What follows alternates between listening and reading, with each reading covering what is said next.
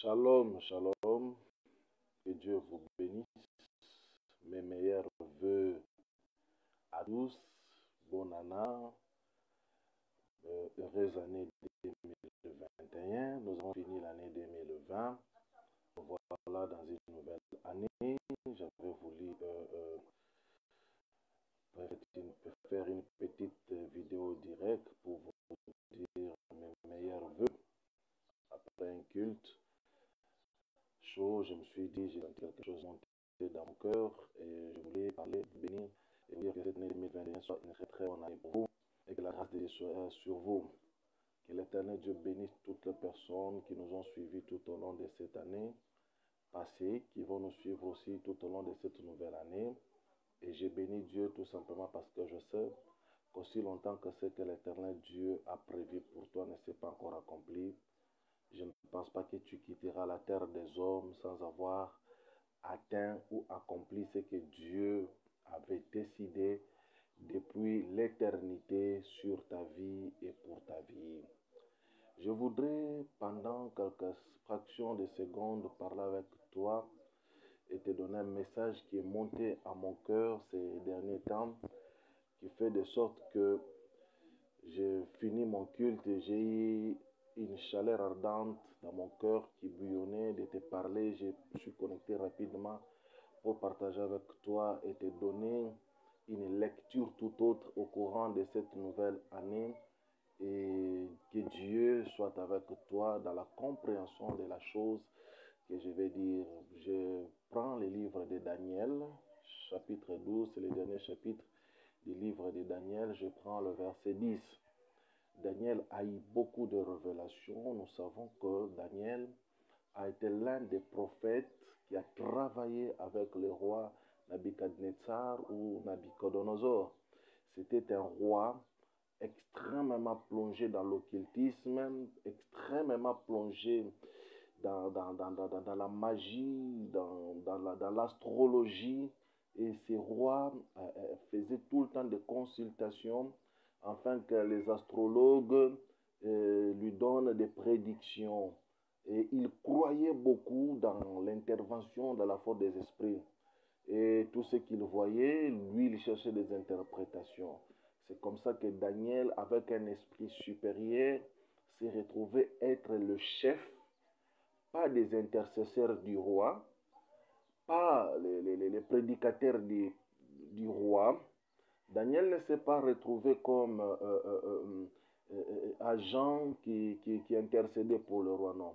Il s'est retrouvé chef des magiciens, des astrologues, des chaldéens, des stratapes, c'est-à-dire il s'est retrouvé chef des occultistes qui conduisaient le roi. Bien-aimé, ce verset, ce n'est pas le verset que je vais lire, c'est un verset tout à fait ambigu.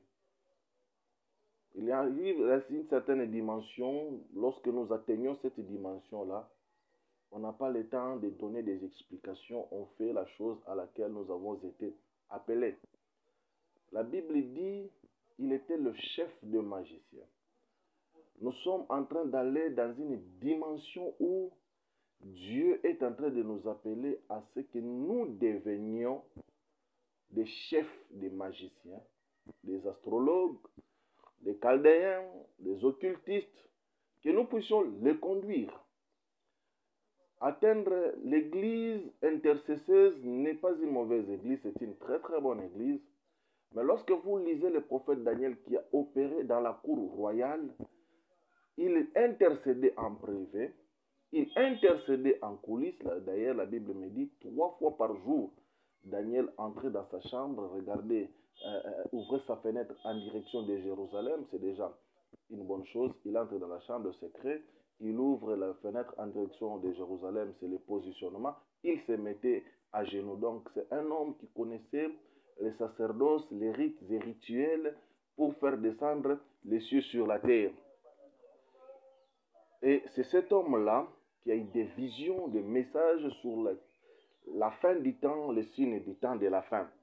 Et la conclusion, il dit dans le verset 10 de Daniel chapitre 12 que je disais tout à l'heure là en introduction, il dit, Dieu lui dit, scelle ces paroles jusqu'au temps de la fin, toi tu iras, tu vas te reposer. Parce que les paroles, les visions, le message que tu as reçu, Daniel, ne te concerne absolument en rien. Ceci concerne tout simplement le temps qui viendra, le temps de la fin. Tu prends ces paroles, tu les scelles. Et au temps de la fin, beaucoup vont les lire. Ceux qui auront l'intelligence comprendront ces choses. Ceux qui auront l'intelligence comprendront ces choses. Lorsque vous arrivez dans Apocalypse chapitre 13, lorsqu'on parle des chiffres de la bête, il dit que celui qui a l'intelligence comprenne ces choses. C'est les chiffres d'homme. Nous sommes arrivés dans une dimension où il faudrait que Dieu renouvelle l'intelligence de l'homme spirituel afin de présider aux destinées de plusieurs. Le combat est en train de devenir de plus en plus fort entre les forces du mal et les forces du bien. Et ce combat ne va pas nécessiter seulement que les chrétiens s'arrêtent à la dimension de rabababababa ou à la dimension de je monte à la montagne, je prie, je pleure.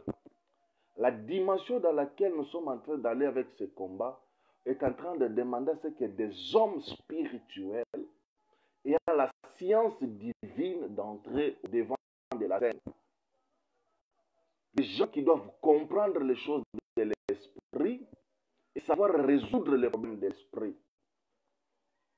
C'est un signe, c'est un temps où ce sont ceux qui ont la science qui doivent aller au-delà, au-devant. Parce que l'ennemi qui est en face de nous, ce n'est pas un petit féticheur. Je l'avais dit dans des vidéos passées que le diable a tellement évolué. Nous le voyons dans les jardins d'Éden comme un petit serpent qui venait doucement séduire Ève. Un petit serpent. Nous l'avons vu évoluer jusqu'à ce qu'il est devenu un grand crocodile. Et au temps de la fin, la Bible le présente comme un dragon qui était en train de vouloir dévorer. Il a grandi, il a évolué, il s'est métamorphosé.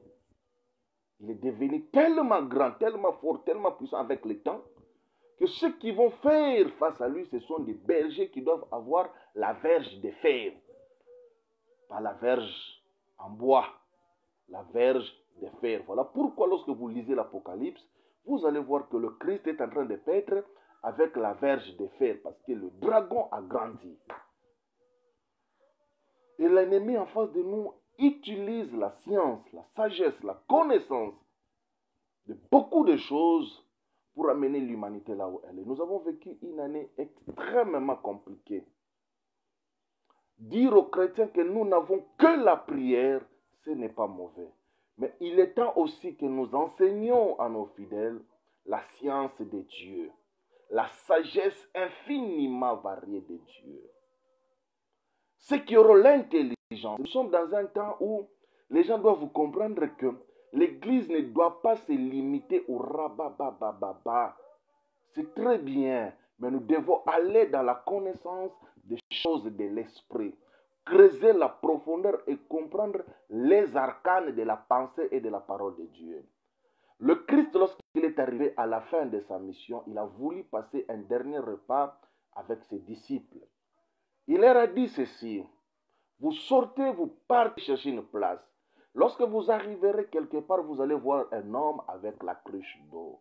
L'homme portant la cruche d'eau. Vous allez les suivre. Lorsque vous arriverez sur les lieux, il vous montrera la maison du maître. Il vous montrera le maître, le propriétaire de la maison. Lui, Christ, un maître qui envoie ses disciples suivre l'homme à la cruche d'eau. L'homme à la cruche d'eau va leur montrer le maître propriétaire de la maison, là où le Christ allait passer le dernier repas avec ses apôtres.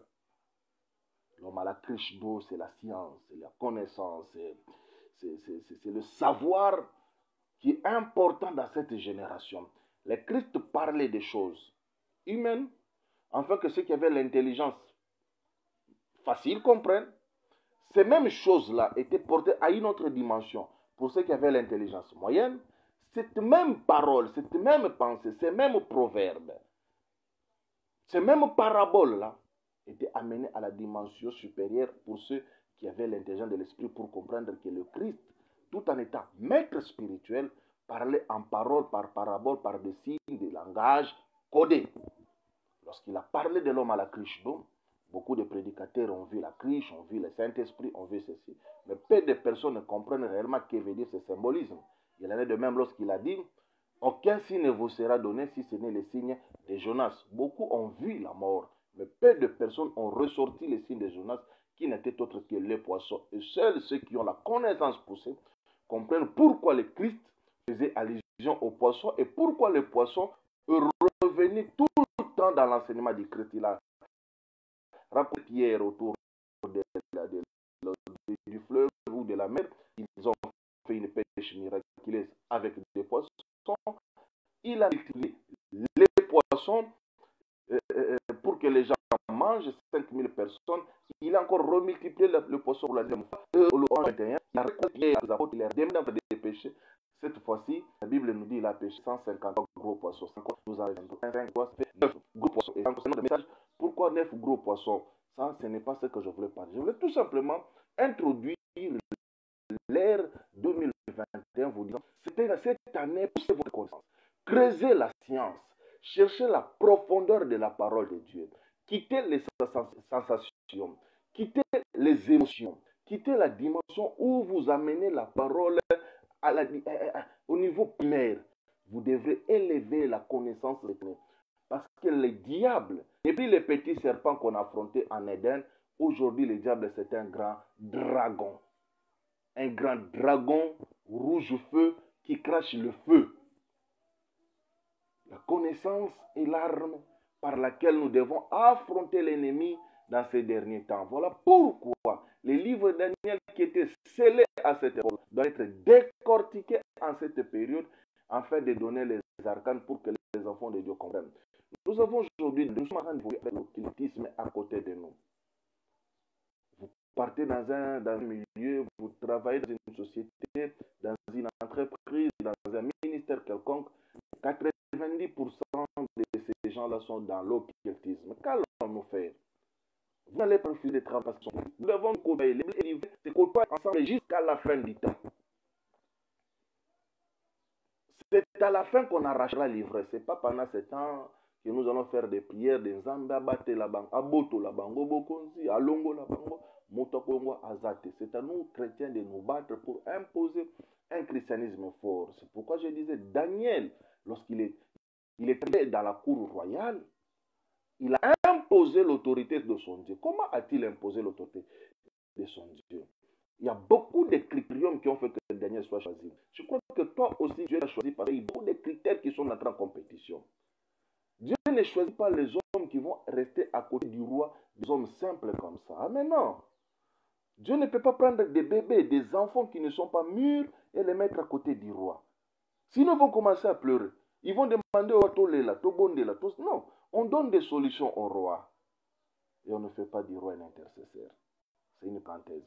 Donc Daniel a été choisi par des critères que Dieu avait placés en lui qui ont fait que le roi Nebuchadnezzar le choisissait et le mettre à ses côtés. Mais lorsqu'il est arrivé, il y a eu des problèmes qui se sont présentés que Daniel a résolus et Nebuchadnezzar l'a élevé comme chef des astrologues. Les astrologues, ce sont les gens qui manipulent les astres, qui manipulent les zodiaques boréales et les zodiaques du Sud. Parce que nous avons des zodiaques, les Nord et les Sud, qui en fait 24 en fait, ce n'est pas même pas un problème pour ça. Ce sont des gens qui connaissent le positionnement des étoiles. Ce sont des gens qui peuvent interpréter le temps par rapport aux étoiles. Et tous, nous avons un calendrier que nous suivons aujourd'hui par rapport aux astres. Lorsque nous fêtons un 1er janvier, c'est par rapport au positionnement du soleil. Il a fait la révolution, 365 jours sur lui-même. Il est revenu sur lui-même. On dit qu'il y a eu une année, une révolution. C'est ça. Lorsqu'un mois passe, c'est la lune qui tourne autour, je ne sais pas moi, de la Terre pendant 29 ou 30 jours. Et les conséquences de toutes ces rotations-là, de toutes ces translations, je crois que le soleil c'est la translation, la lune c'est la révolution. Veuillez m'excuser, ce sont des notions que j'ai appris il y a très longtemps. Donc la lune c'est la révolution, je crois. Le soleil c'est la translation. Acceptons cela comme ça. Et les mouvements de la lune autour de la Terre amènent la pluie, les saisons, les montées des marées et toutes ces choses-là. Et lorsque nous parlons, nous sommes tous, à un moment donné, astrologues. À un moment donné, lorsque nous prêchons l'histoire de Jésus comme étoile, vous êtes une étoile, vous avez une étoile, nous touchons à un moment donné à l'astrologie. Vous voyez un peu. Mais nous devons creuser en profondeur pour enseigner aux gens ces choses-là, afin que les gens comprennent c'est quoi une étoile. Lorsqu'on dit que vous êtes une étoile, lorsqu'on dit que votre étoile est combattue, c'est quoi l'étoile dans la vie d'un enfant de Dieu? Comment, et qu'est-ce qu'on peut faire pour que l'étoile brille, ne brille pas? Tout ça, c'est ce que je crois que nous sommes appelés à enseigner les enfants de Dieu, afin qu'ils sortent dans ces prisons-là de la paix. Tu es poursuivi par ta tante, tu es poursuivi par ton oncle si tu ne réussis pas, parce que quelqu'un au village sort sur une tige de balai, parce que quelqu'un s'assoit sur une peau d'arachide, monte sur une natte et vient t'envoûter la nuit. Il est temps que nous quittions cette dimension-là, où nous avons amené les enfants de Dieu dans la peur, où nous les avons amenés dans la dimension de leur enseigner que la peur, la peur, la peur. Je vois l'esprit des morts. Je vois les poursuites et contrôles. Il est temps de quitter ces choses-là, de comprendre que nous sommes appelés à faire face. L'apôtre Paul dit, nous n'avons pas lutté contre la chair et le sang, mais contre les principautés, les dominations, les puissances de l'air. Le combat est ardu en ce moment. Regardez où le monde est en train de nous amener. Le 31, beaucoup d'églises n'ont pas fait d'éveillés. Beaucoup d'églises n'ont pas eu de nuits de prière. Le monde nous a contraints, nous qui étions habitués à avoir des réveillons, à prier dans nos maisons, à prier chez nous dans nos maisons. Nous sommes en train d'entrer dans une dimension où peut-être un jour, pas peut-être dans 7 ans, peut-être dans 5 ans, dans 100 ans, on dira qu'il n'y aura plus de culte. Comment allons-nous prier? Les gens sont habitués à croire que pour mieux prier, il faut être à l'église. Je ne condamne pas l'église. Mais il est temps que nous ouvrions grandement les yeux pour que nous comprenions. Nous avons passé un moment où il y a pratiquement 5 mois où les églises étaient fermées. Les églises étaient fermées. Supposons qu'on ferme aussi WhatsApp, qu'on ferme Facebook. Comment allons-nous communier? L'église, réveillez-vous. Il est temps que nous tournions la page de ces enseignements enfantins, de ces enseignements des bébés, des enseignements qui ne nous font pas grandir, qui nous donnent la peur de l'ennemi, la peur du diable, mais que nous entrions dans la connaissance de la parole. Là, il y a Christ à dire. Je voulais citer parce que c'est juste une introduction. Cette année, que le Seigneur Dieu nous donne assez de force et d'énergie pour que nous parlions convenablement. Le Christ a dit, vous connaîtrez la vérité. Et la vérité vous touche. Beaucoup de personnes pensent que le Christ a dit, vous connaîtrez la vérité. Vous connaîtrez la vérité. C'est connaître que Jésus-Christ est Seigneur. C'est connaître que Jésus-Christ est Dieu. Les gens pensent que c'est de cette vérité-là dont le Christ faisait allusion. Non. Il dit dans Osée 4, il dit, mon peuple est détruit, mon peuple périt parce qu'il lui manque la connaissance. Mais c'est de quelle connaissance? Que devons-nous savoir? Que sommes-nous appelés à connaître? Je crois qu'il est grand temps que vous vous remettiez un peu en question, que vous regardez. Oui, dans la bouche du sacrificateur ne doit y avoir que la science. Le sacrificateur n'était pas là seulement pour intercéder, non, il donnait la science. Homme de Dieu, Église de Jésus-Christ, il est temps que nous nous tournions vers les enseignements spirituels pour que nous fassions face à nos ennemis, à ces occultistes qui prennent la place partout dans la société, à ces gens-là qui veulent nous diriger. Pendant qu'ils nous dirigent, nous passons notre temps à pleurer, à se lamenter. Ce combat ne sera pas un combat de pleurs, c'est un combat de la connaissance contre la connaissance. Parce que lorsque le diable, le petit serpent, est arrivé en Éden, il a amené la connaissance de ce que lui, il savait. Il a apposé cela à Ève et à Adam, qui avaient aussi une connaissance. C'est la connaissance du serpent qui a vaincu la connaissance d'Adam et Ève. Lorsque quelqu'un va dans l'occultisme, c'est parce qu'on lui a donné une connaissance, il a fait qu'il ne croit plus dans ce que nous pourrions parler. Nous devons quitter cette dimension d'enseigner aux gens. Écoutez, je vais m'arrêter. L'apôtre Paul dit dans Hébreux 5, 12, 13, il dit, depuis longtemps, vous devriez être des maîtres. Ça, nous sommes à l'époque de Paul. Nous ne sommes pas même maintenant. Il dit, depuis longtemps, vous devriez être des maîtres.